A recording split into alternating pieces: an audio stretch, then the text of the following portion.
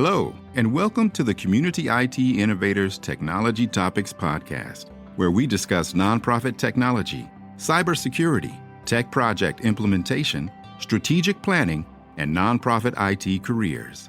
Find us at communityit.com. Thank you for joining Community IT for this podcast, Part 1. Subscribe wherever you listen to podcasts and leave us a rating to help others find this leadership resource for nonprofits. Listen for Part 2 in your podcast feed. Welcome, everyone. Welcome to the September 2021 Community IT Innovators webinar. Thank you for joining us for today's webinar on the how-tos and whys of nonprofit IT staff training. Today, we're going to discuss the business needs for IT training, some examples of training done well, various training methods and resources you can use to develop a training program for your organization, and some tips and tricks that will help you get started with training at your nonprofit. My name is Johan Hammerstrom. Let me advance to the introduction slide. I'm the CEO of Community IT and the moderator for this webinar series. I'll also be a co-presenter for today's discussion on training. The slides and recording for today's webinar will be available on our website and YouTube channel later this week. If you're watching on YouTube right now, we encourage you to subscribe to our channel to receive automatic updates when we post new webinar recordings. Please use the Q&A panel throughout the webinar today, and we'll do our best to respond. We really want these webinar sessions to be interactive. Now, before we begin, I'd like to tell you a little bit more about our company. Community IT is a 100% employee-owned company.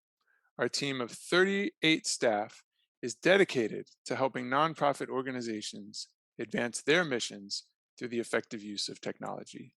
We're technology experts, and we've been consistently named a top 501 managed services provider by Channel Futures, and it's an honor that we received again in 2021. And now it's my pleasure to introduce today's co-presenter, David Deal. David Deal is the founder and original owner of Community IT before selling the company to the employees.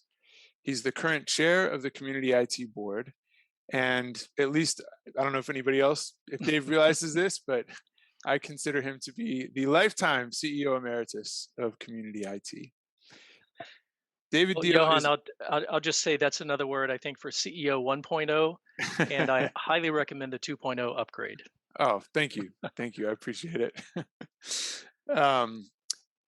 David Deal is also a founding partner of Build Consulting, an information strategy firm that works with nonprofit organizations. So welcome, David. It's hard to believe that in the 20 plus years that we've known each other, I think amazingly, this is the first time that we've actually co-presented a webinar together. That's kind of crazy. Somehow you've avoided it or I've avoided it all of these years, but here we are. The stars have aligned, I suppose.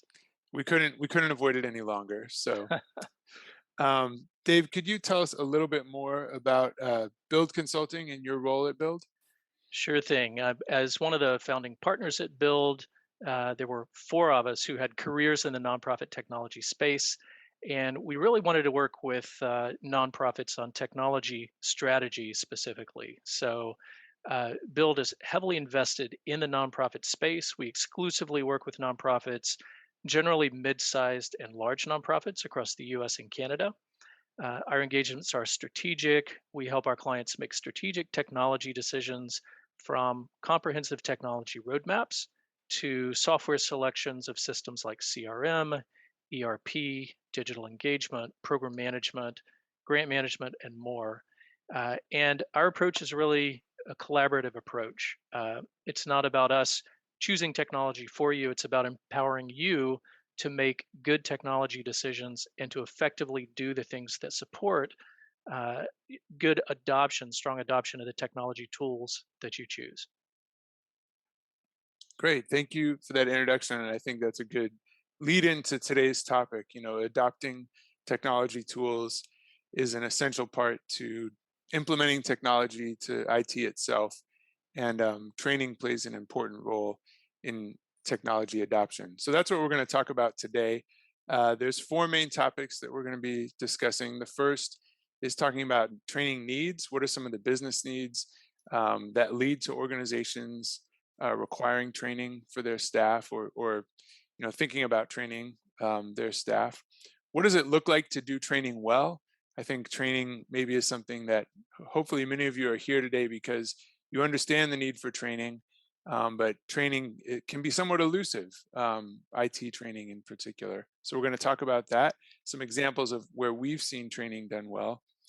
We're going to spend some time talking about different methods. There's no one size fits all or single approach to training. So we want to talk about some of the different methods that can be used for training and where different methods are appropriate. And finally, some training resources that we've found helpful and that we think you'll find helpful as you think about a training program at your own organization. So that's the agenda today. I'm looking forward to it. Let's get started talking about training needs. Sometimes implementing new technology feels like jumping off a cliff into the unknown. How have you seen the need for training? Like, what are some situations where you've found that organizations, start to think about needing training? Well, I think sometimes it starts with implementation of a new piece of software, a business system that people need to learn how to use. I think other times it's staff feedback where staff say they don't feel particularly well trained on a piece of software, um, or they provide feedback on the training program. I'll often hear organizations when they ask their staff will identify training as one of the areas that could use more attention. So it seems like it's often short of what staff would like, but somewhat paradoxically, it seems like organizations can develop some trainings and then staff don't always show up, don't necessarily prioritize it. So sometimes it feels like a New Year's resolution to go to the gym, right? And maybe they'll do it for a little bit, but it's fairly rare in my experience to see a long-term sustainable training program that's put in place um, that is successfully managed and executed. Uh, I'm curious when it may come up for some of the nonprofits that community IT works with. Yeah, it's a similar situation. I think training is something that people in general realize that they need in kind of in a vague way, sort of in a vague sense, like we should really have more training. There's sort of a general sense that staff could be more effective or productive in using the technology that they have. Oftentimes, I think it's motivated by frustration. People want to do something, feel like they should be able to do something with the technology tools that they have, but just get frustrated that they can't. And so I think the pain maybe, or the symptoms become readily apparent. But then I think it is hard to connect that to a solution. How do we go about addressing those issues? What are the things we can do specifically through training? I think there's a general sense that training is valuable, but a lot of people don't know where to go from there. So I think one of the things that would be helpful is one of the things that we want to do is look at on a more specific level, like what are some of the specific areas where training can be valuable. And I was wondering, Dave, if you could talk a little bit about specific business systems where you've seen. I know a lot of these systems are systems that Build works with. What are some of the areas where you've seen people, more specific needs for training? Yeah, I think so. These are some of the systems that Build works with our clients to implement. Usually, we're involved in the assessment to figure out do they need new software, then the software selection process, and then sometimes we're involved in the implementation in a guidance and support role. And in being involved in these implementations, the need for training inevitably comes up. We'll talk a little bit later in the webinar about some specific um, instances, some specific types of training that are useful in different scenarios. But there's certainly that training that staff need when you're implementing one of these systems anew. And then there's also the ongoing training that new staff need when they come in the organization, or training that people need as processes change, as the way that you're using these systems change.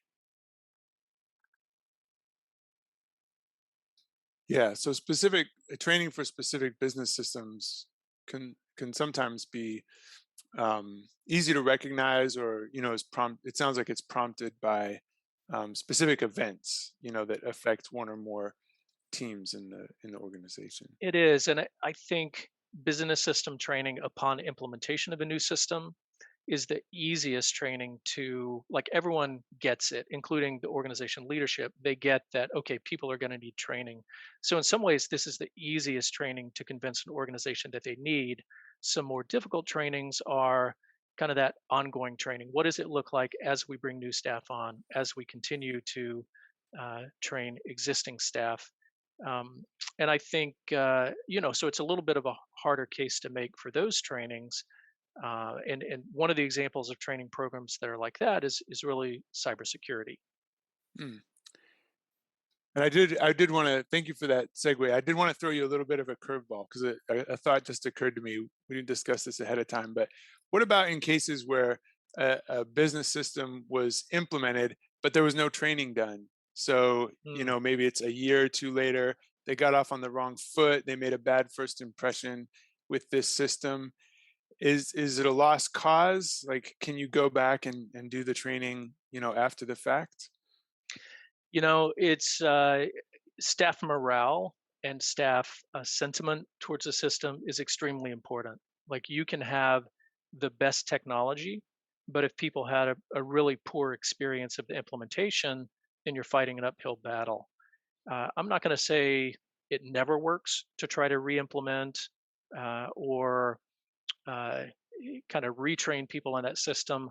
I think the way I would approach it is, hey, there's some process improvement going on here.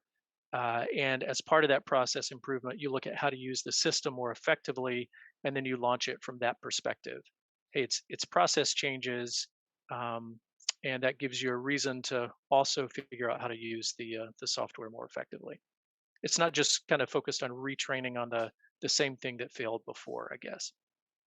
Yeah, I like that approach, and you're presenting it as a positive rather than as a, well, we know we messed up, we know that there's a lot of pain, we're going to take the pain away. Instead, you're framing it as, how can we get better? How can we get to a positive place with this system? Um, and that's very much the approach that we like to take with cybersecurity. Actually, Hmm.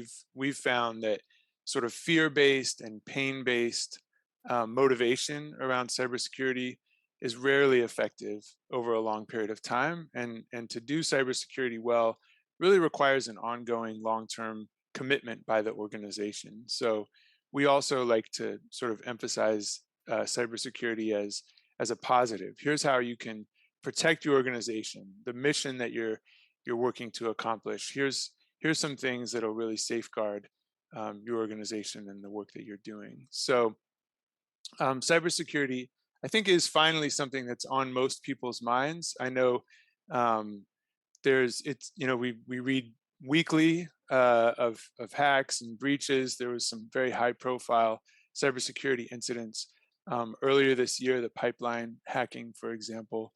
So I think people are starting to become very aware of cybersecurity, and in general, most nonprofit leaders understand that cybersecurity is an issue that needs to be addressed.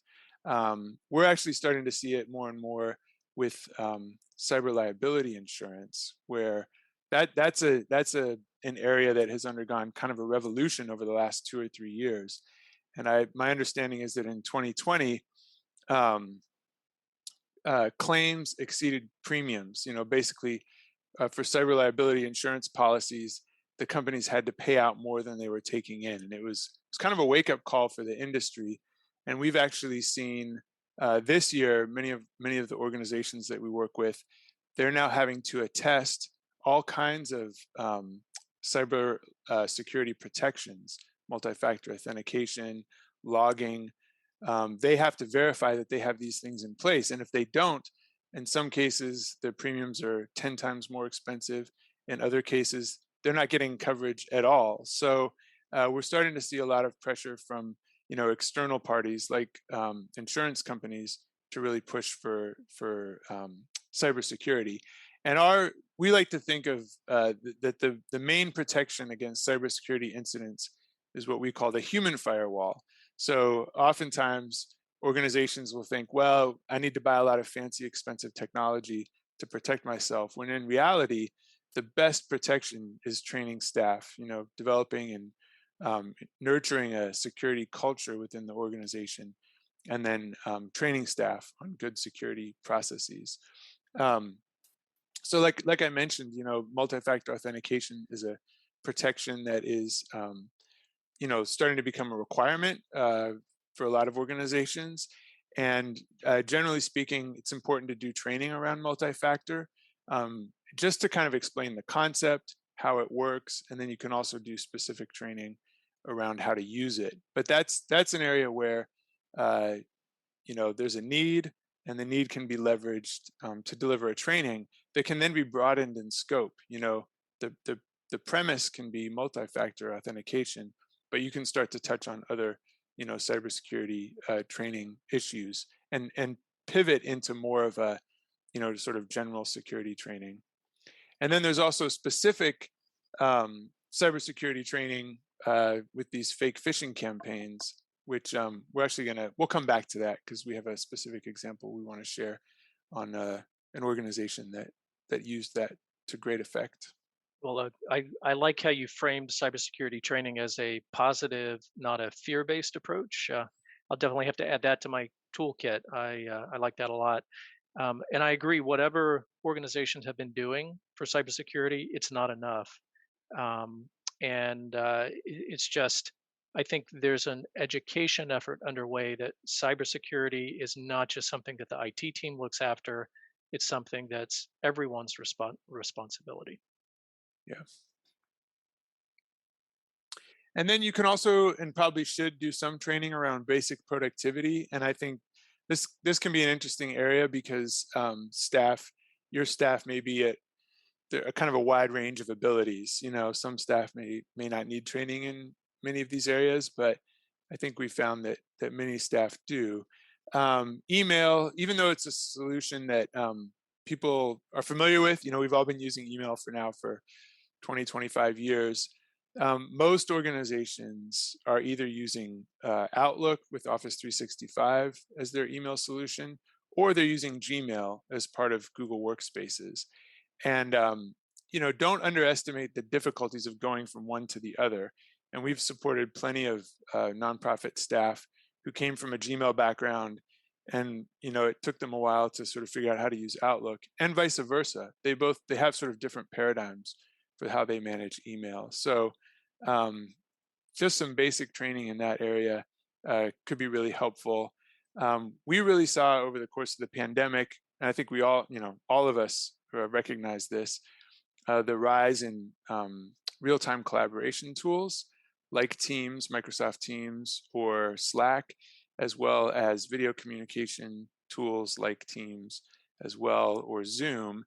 And everyone sort of figured out how to make it work, but that doesn't mean that people are using it to its full potential. There's a lot you can do in Teams, or in Slack for that matter, that you and your staff may not be aware of, or certainly your staff may not be aware of. So even though these solutions have been out there for a while, there may be a business need to provide additional training on them. And I think now would be a great time. You can sort of pitch it as, look, we all had to jump in, feet first into the deep end at the start of the pandemic to start using these tools. And now that we've survived, how can we kind of take it to the next level? And that might be a great opportunity to look at doing some more specific training for staff. Yeah. I think I'll just add, Johan, I think as I look at these technologies, a lot of these lend themselves to off-the-shelf content that vendors, that training providers have pre-recorded. And the challenge in those situations isn't generating the content, it's running a training program to make sure the right people are getting the right training at the right time. The other thing that strikes me about this is some of these technologies do require organization specific training, and nonprofits do need to take ownership for that part of it. So for example, how an organization is going to use Microsoft Teams or Slack in their environment, when do they use those as compared to email? What types of conversations should people be having there? Those are things that are specific to an organization, and that's part of training as well, Mm. not just kind of learning here are the bells and whistles of this software. I think that that's a fantastic point. That guidance and curation are really essential, maybe even more so than content creation. And I know I've run into that problem myself. At one point we were looking at Teams, using Teams as our telephony solution. We'd make and receive all of our phone calls, and I just wanted to kind of see how it worked. And so I went to YouTube. I figured, there's got to be plenty of this content online. I went to YouTube. It took me forever to find a video that actually had what I was looking for. It was a lot of vendor demos. It was a lot of hour-long, poor quality how-tos from, random YouTubers. And it really kind of, I thought of that as you were sharing just now, because if you tell your staff, oh, there's plenty of content online, go find it, they're going to spend an hour looking for content that is not going to necessarily meet the need. So I think for the organization to take ownership over what the training program should look like is probably, and that may actually be more, feel more approachable. Well, here are the things we need to train on, and here are the ways, that we feel like that training can be effective. Um, and then once you've got that outlined, maybe all the content is already actually available Hmm. to use. So great. So that kind of leads us into some examples that we wanted to share of organizations that have done training well. And I think these examples will highlight that point we were just making about the need to think of training not as content, but actually as a program, as a process and a program. So Dave, do you want to share a little bit about this organization you worked with that relied on LinkedIn Learning? Yeah, happy to. And a couple of organizations come to mind that utilize this, but of course, LinkedIn Learning used to be known as lynda.com.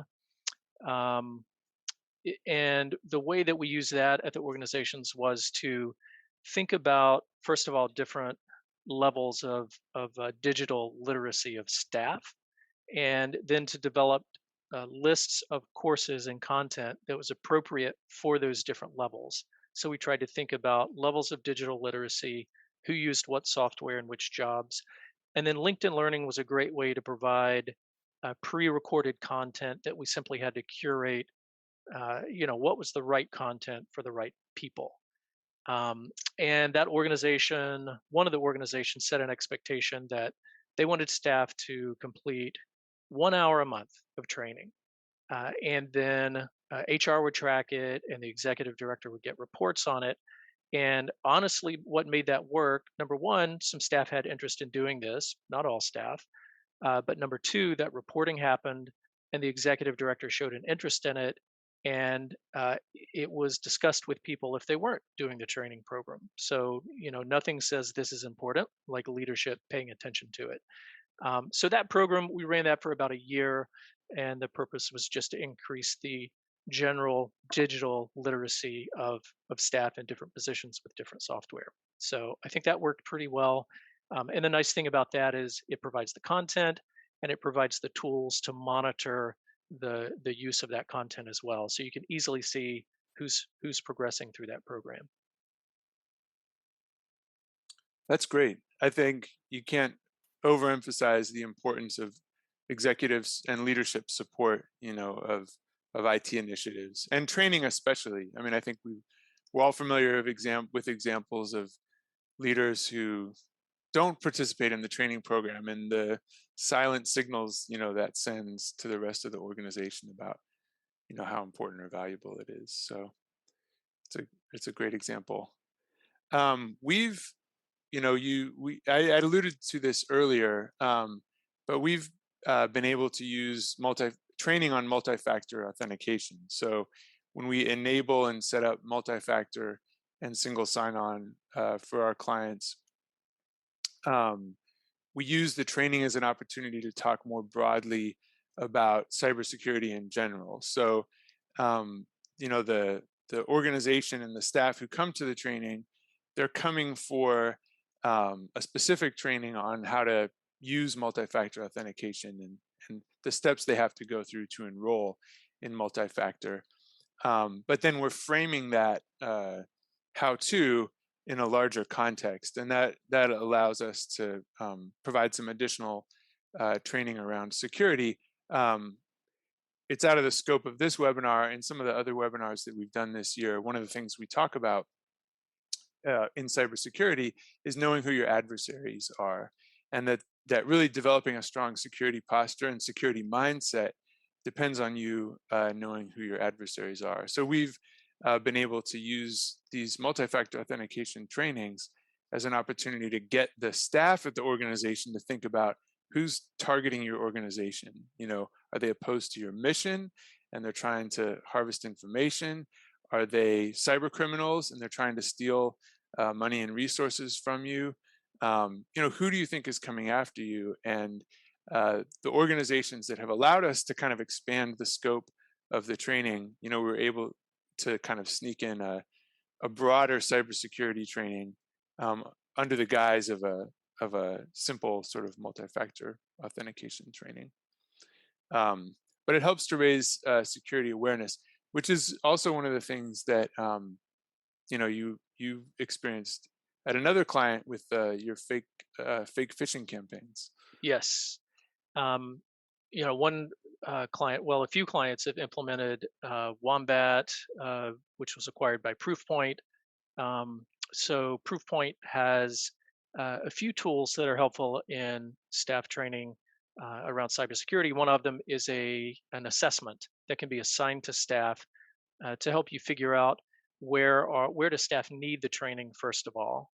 Secondly, they provide kind of a built-in learning management system where you can assign different videos to people, either based on the results of that assessment or just as part of a training program where it's assigned to everyone or groups of staff.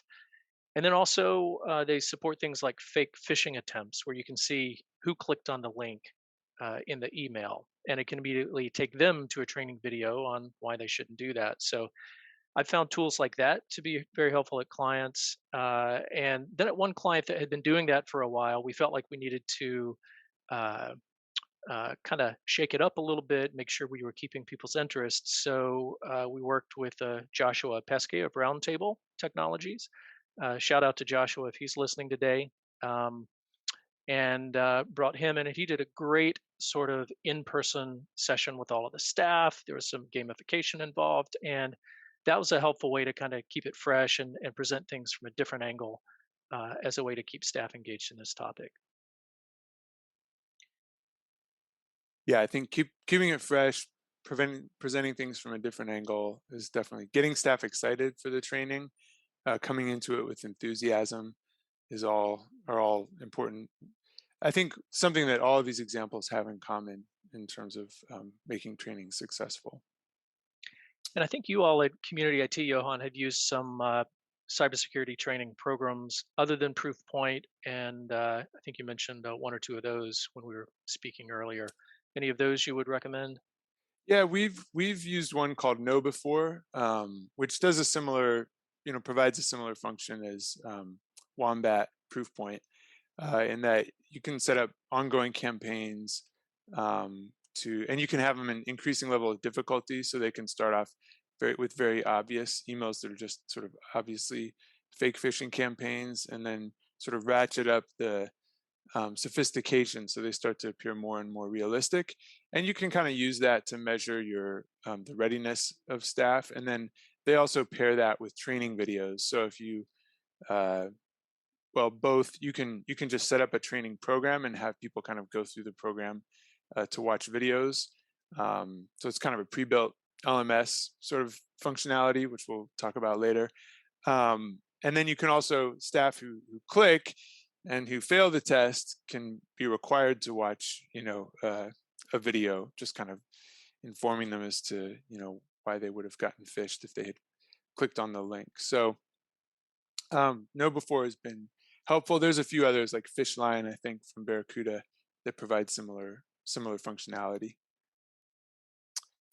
There are some great partners. So if, as a nonprofit organization, you have access to some great nonprofit technology partner networks. Two that we wanted to highlight are N10, the Nonprofit Technology Network. Many of you are probably familiar with their annual conference, but they also have a variety of training courses throughout the year. They have webinars that help provide training on technology topics. They have courses. They also have they have a certification course that they've added as well. So N10 is a great resource, just n10.org. And then also TechSoup. Many of you are probably familiar with TechSoup because of their donation program.